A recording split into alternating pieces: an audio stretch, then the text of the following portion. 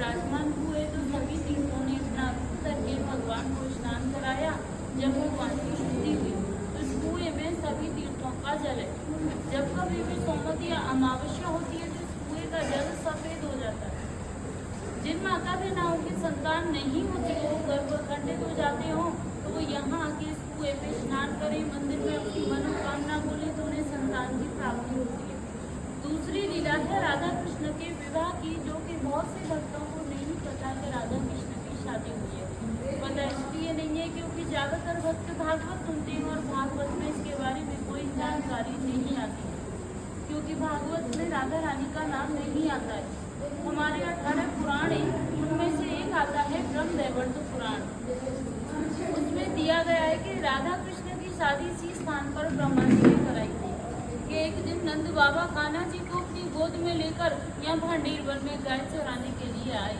गाय चराते चराते अचानक से मौसम खराब होने लगा, आंधी तूफान आने लगा, जोर जोर से बारिश होने लगी और तूफान की वजह से पेड़ की डालियां टूटने लगी। नंद बाबा घबरा गए कि मैं अपनी गाय को लेकर कैसे पहुंचूंगा, अगर नहीं जाऊंगा तो इस बालक का क्या करूं।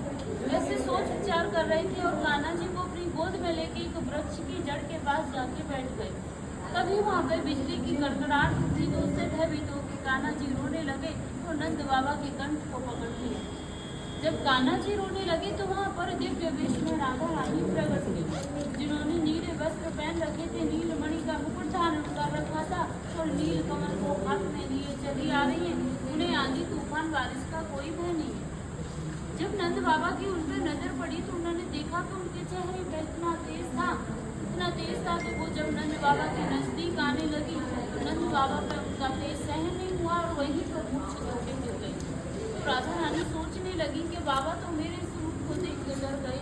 उस रूप को शांत करके और साधारण वेश में जाके नंद बाबा के पास खड़ी हो गई।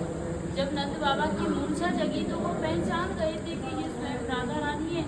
उन्होंने उनकी स्तुति करी तो राधा रानी कहने लगी, बाबा जिस रूप के दर्शन मैंने आपको दिए हैं, दर्शन में किसी को नहीं दिए। आपकी भक्ति से प्रसन्न हो के